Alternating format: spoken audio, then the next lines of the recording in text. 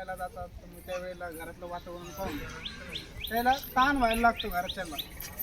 ज्या वेळेला ते माणसं घरातलेच त्या माणसाला बोलायला लागतात त्यावेळेला नशा ती व्यसन होऊन बसलेलं असतं.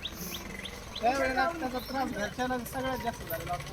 विशेष म्हणजे पत्नीला, आईला, वडिलाला, भावाला असं घरामध्ये आर्थिक स्थिती काय व्हायला लागते, कमी व्हायला लागते.